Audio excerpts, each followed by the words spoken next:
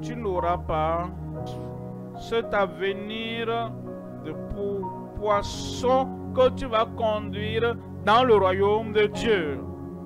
Je prie que Dieu te donne le cœur pour laisser les anciens filets derrière et d'avancer. Et tu deviendras un pêcheur d'hommes. Aussitôt, ils laissèrent les filets et le suivirent. Qui va suivre? Où es-tu? Ta vie sera grande. Ta vie sera meilleure que tu n'en as jamais pensé de ta vie. Je ne sais pas de quel village tu viens, de quelle famille tu viens, mais tu seras le meilleur homme, la meilleure femme qui soit jamais sorti de cette famille. Qu'est-ce que Jésus te dit aujourd'hui? Premièrement, suis-moi maintenant, toujours, en toutes choses. Deuxièmement, aie foi et ne doute jamais. Troisièmement, ne crains rien. Demeure toujours en ma vérité. C'est ce que le Seigneur me dit et te dit. Et dit à chacun de nous. Premier élément, suivez-moi, suis-moi maintenant, toujours et en toutes choses. Suis-moi maintenant. Il ne va pas te t'égarer, il te conduira à la bonne destination. Il connaît le plan de Dieu pour toi de toute éternité. Et il connaît le chemin qui t'amène là-bas. Et dis, suis simplement, je t'amènerai là-bas. Suis-moi maintenant, suis-moi toujours, et suis-moi en tout temps, en toutes choses. En Matthieu chapitre 4, 19. Matthieu 4, 19. Puis il leur dit, suivez-moi, et je ferai de vous, je vous ferai pêcheurs d'hommes. Suivez-moi, et je vous ferai pêcheurs d'hommes. Maintenant, Pierre était un pêcheur. Alors, ce que Dieu l'a appelé, il a utilisé le langage qu'il allait comprendre. Il a dit, suis-moi, et je ferai de toi un pêcheur d'hommes. Pêcheur d'hommes. Mais pour moi, je ne suis pas un pêcheur, vraiment, dans le sens de Pierre. Mais il dit toujours, suis-moi, et je ferai de toi la destinée.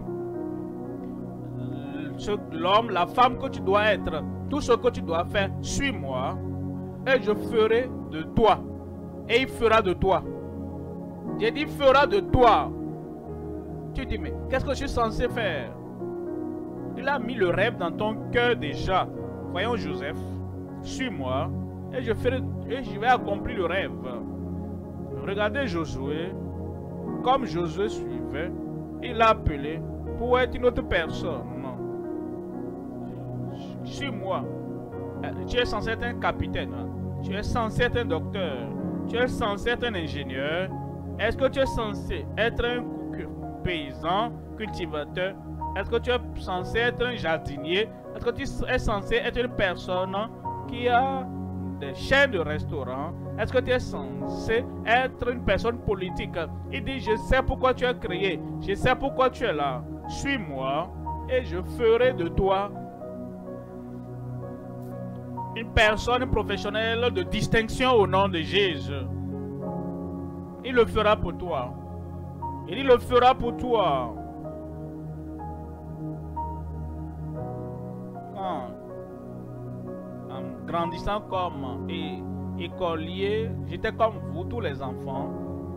Au lieu de lire, je m'amusais. Je n'avais aucun rêve. Je ne savais pas où j'allais. Je me lève le matin, je faisais ce que les autres enfants faisaient. Et le soir, et on dormait. C'est ce que je connaissais de la vie. Mais Jésus savait ce que j'allais être. Et Jésus sait ce que tu dois devenir. Je t'attends. Peut-être que tu t'amuses comme je m'amusais aussi avant.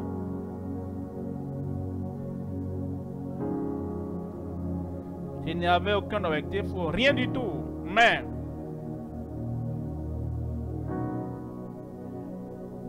maintenant, par la grâce de Dieu, il n'est pas encore fini.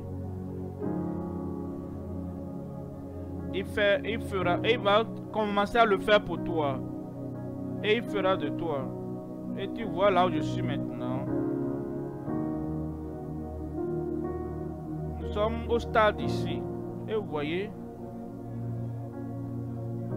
nous avons des couloirs et des couloirs par là. Comme les athlètes courent. Il y a des pistes. Tu ne dois pas courir derrière l'autre. Toi, tu as ton couloir. Cours sur ta ligne. Et l'autre qui est devant toi ne peut pas t'arrêter.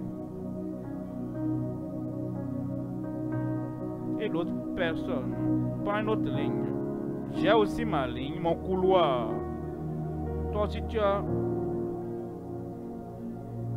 Et quand tu me rattrapes, les autres vont aussi.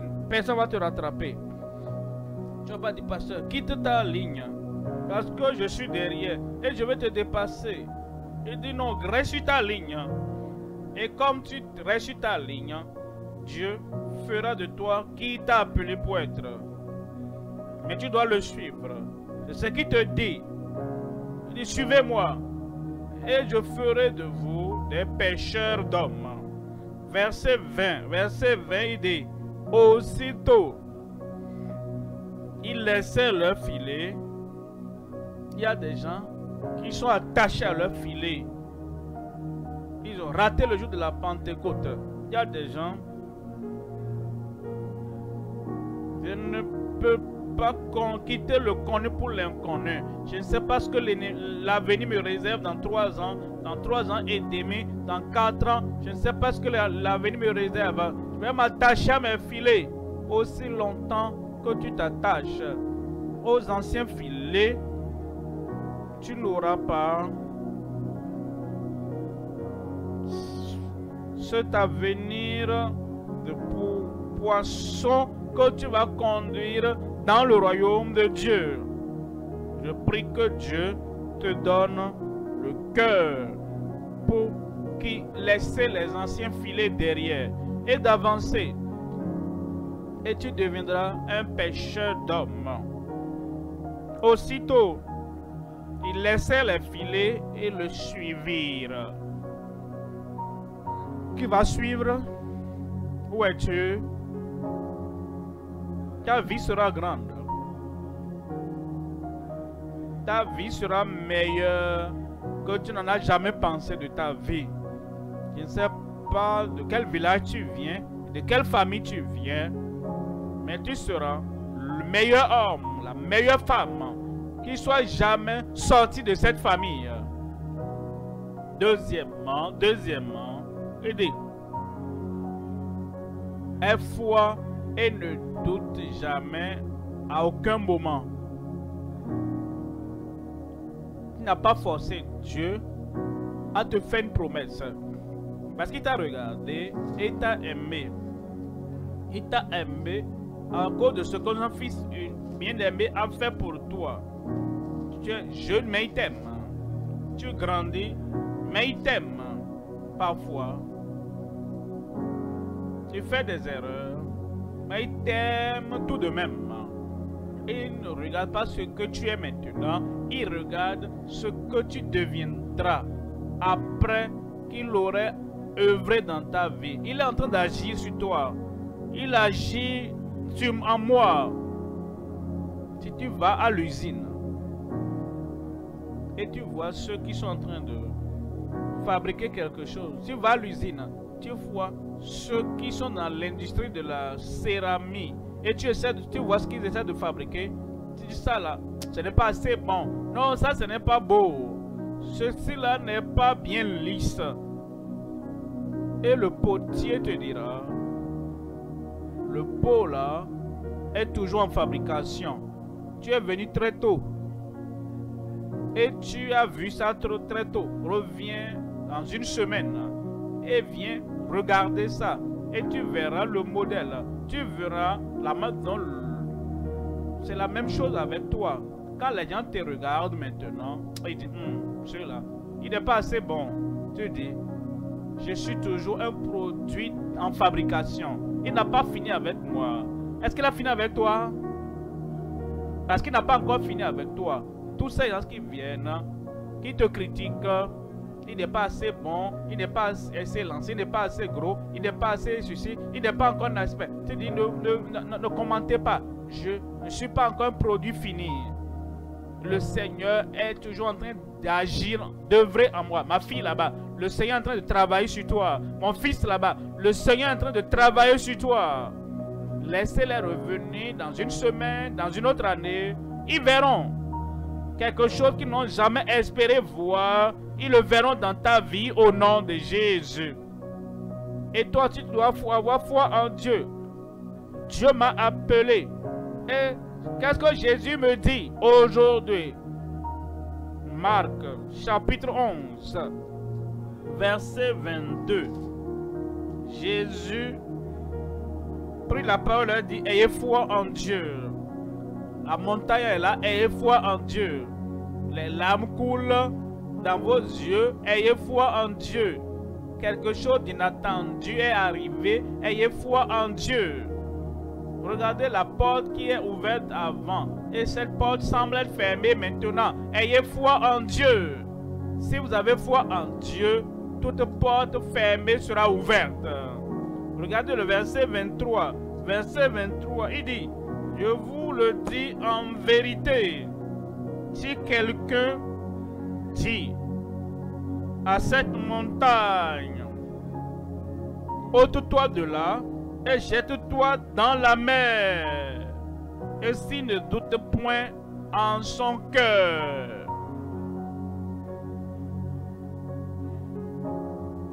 mais croit que ce qu'il dit arrive,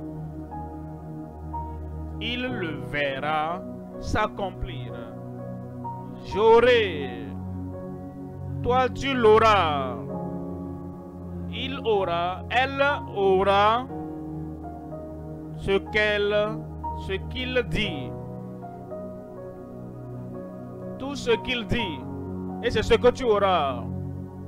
J'ai dit c'est ce que tu auras. Vous savez, certains jeunes, ceux qui disent toujours, ah, faut pas beaucoup espérer de moi, hein. Je suis un garçon stupide. Ah, n'espère pas beaucoup de moi, hein. Maman n'était pas aussi brillante. Et elle m'a dit, donc je ressemble à ma maman. Je ne suis pas aussi tout brillant. Ne me regardez pas. Je suis toujours fatigué. Ne me regardez pas. Ah, ce que mes camarades font, je ne pourrais pas, hein. C'est ce qu'ils disent sur eux-mêmes. Change ton langage sur toi-même et ne continue plus à dire, oh, je ne peux pas. Maintenant, je peux. Quelqu'un là-bas. Quelqu'un là-bas, je peux tout. Je puis tout par Christ qui me fortifie. Jésus a vécu une vie humaine exemplaire, marquée par la compassion, l'enseignement et la démonstration d'un amour inconditionnel envers autrui. Sa vie a été ponctuée d'expériences variées qui ont illustré sa relation unique avec Dieu et son engagement envers l'humanité. L'expérience de Jésus dans la vie, accompagnée de versets bibliques naissance humble et incarnation divine. Jésus est né dans une étable à Bethléem, incarnant ainsi l'humilité et l'amour divin pour l'humanité. Elle mit au monde son fils premier-né. Elle l'emmaillota et le coucha dans une mangeoire, parce qu'il n'y avait pas de place pour eux dans la salle commune. Luc 2 verset 7. Ministère public et enseignement. Jésus a enseigné les foules sur l'amour, le pardon, la repentance, et la justice divine. Il enseignait dans leur synagogue, et tout le monde faisait son éloge. Luc 4 verset 15. Merci pasteur. Que Dieu vous bénisse.